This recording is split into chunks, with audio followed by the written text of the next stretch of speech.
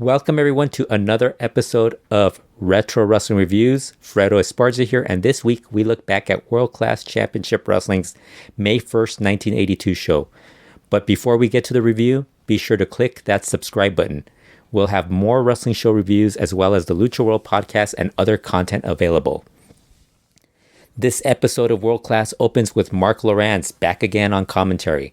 He is joined by Wild Bill Irwin for an interview, and he announces that he has split from Captain Frank Dusek, who he refers to as Captain Crunch, and that he is now looking for new opponents for his Texas Heavyweight title. The very first match is Wild Bill Irwin beating Tom Boogaloo Shaft after landing a running knee drop on Shaft for the pin. Fortunately, this was a short match, as there was not much going on. Shaft mostly kept Irwin in a headlock when he was controlling the match. At one point, camera catches a fan in the crowd lifting up a sleeping little kid, which I thought was really funny.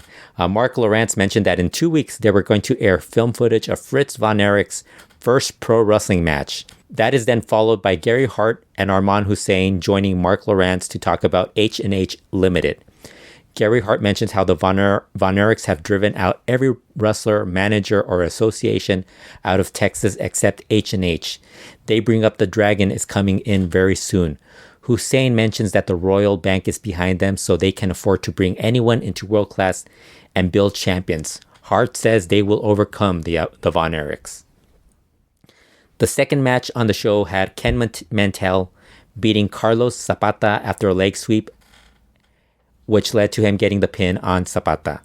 This was also a pretty short match with Mantell controlling most of the action. He kept Zapata down for a bit, trying to get him to submit with a leg lock. Zapata made some comebacks, but Mantell was able to cut him off enough to get the win. After that match, we get Fritz Von Erich joining Mark Lowrance to talk about H&H Limited. Fritz was upset that they tried to injure one of his sons.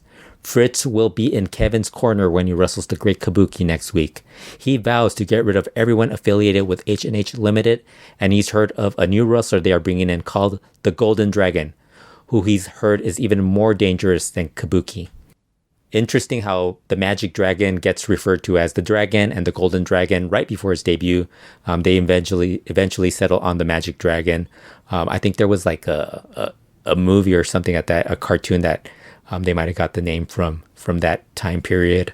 I remember, Puff the Magic Dragon, so they probably got it off of that. Who knows? The third match on the show was the Great Kabuki with Gary Hart beating Mike Bond after Kabuki landed a fist drop off the ropes onto Bond and got the pin. This was an even shorter match than the previous two matches. We're getting a lot of short matches on this week's episode. The Great Kabuki swung around his nunchucks as Bond entered the ring. Bond actually took down Kabuki to start the match. Kabuki then just kept delivering chops at Bond. Mostly chops and kicks from Kabuki, and that was enough to get the win against Bond.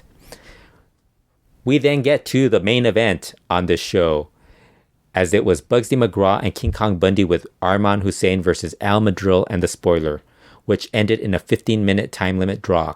That also explains why the first couple of matches were kept pretty short, because they went a lot longer with the main event. And, the interesting thing was that the rest of the show moved rather quickly with because they were able also to throw in some interviews, which you normally didn't get back then with some of the territorial promotions that they basically just went match to match to match, and then maybe they would show a couple of interviews. It wasn't even interviews, more promos where it was like 10-15 seconds, and that was it. But this was the best match on the show, which shouldn't surprise anyone since the previous matches were kept really, really short. Someone in the crowd threw a rubber chicken into the ring, and that upset Bugsy McGraw. Hussein kept blowing his whistle nonstop before the match started. Mark Lowrance mentioned that Al Madril would be wrestling the debuting Dragon in 2 weeks. The match starts with Al Madril controlling the early action against Bugsy McGraw, which really frustrated Bugsy. At one point early in the match, Hussein had his hand on the ring mat and Madril tried to stomp on it, which was a pretty funny point in the match. Once Bundy was tagged in, he punished Al Madril for a bit, including catching him with a splash in the corner. Madril fought back and tagged the Spoiler. Good back and forth between Bundy and the Spoiler. Bundy then tagged in Bugsy, but Spoiler kept beating on him and tossed him into a punch from Madril.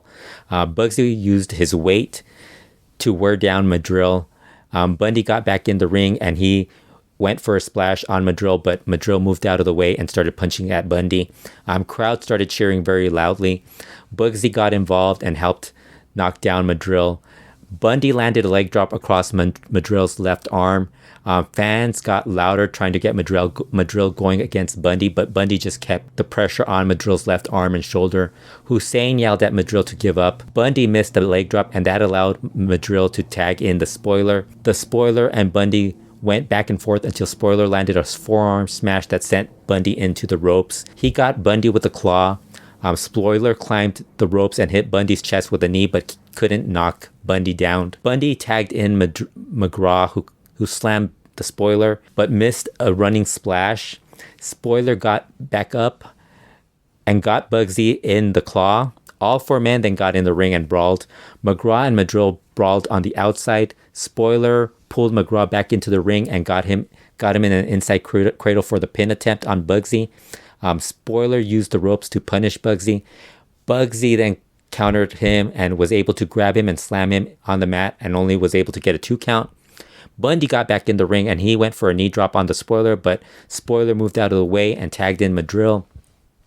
Madrill attacked Bundy's left knee. Punches were thrown by Madrill. Shoulder tackle at Bundy, but he could only get a 1 count on him as McGraw made the save. All four men were back in the ring brawling. The 2 referees couldn't keep any control of the match. Bell rang, ending the match in a 15-minute draw.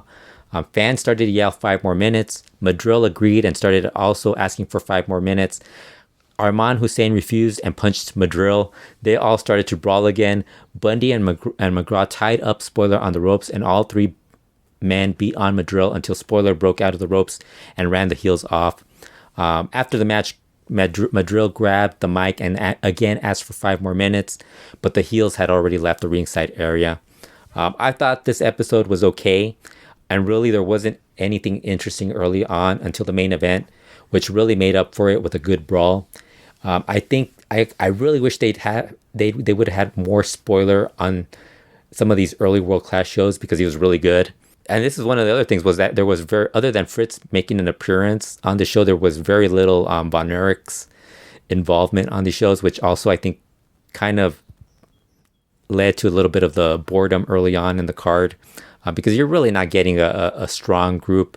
And also they kind of really kept the matches, I would say, under 3 minutes for the most part. And that's not to say that I think Wild Bill Irwin, it's interesting because I remember seeing Wild Bill Irwin later in his career and I wasn't that big of a fan, but seeing him like in his earlier days here in World Class and also on Memphis shows as Dr. Bill Irwin, guy was a really good worker early on, and you could kind of see why he kind of stuck around for such a long stretch of time because he was a veteran that knew what to do, and early on he had a little bit more agility to him. As he got older, he was a little more a slower brawling type of guy, but this show wasn't really that strong of a show as far as I probably would recommend just watching the main event. The rest of the show wasn't really that memorable. I just didn't think the early stuff was that strong, and that you get that a lot early on with World Class. The first half of 1982, it really starts to pick up around the summertime when Flair starts coming in to go work with the Von Erichs, mostly Kerry Von Erich and also Al Madrill. And then you also have later on the arrival of different faces within World Class that may, improve, adds a little bit more to the mix. But overall, I thought this was just an okay show. That's it for this week. Be sure to subscribe to the Retro Wrestling YouTube channel, and we will be back again soon with more reviews.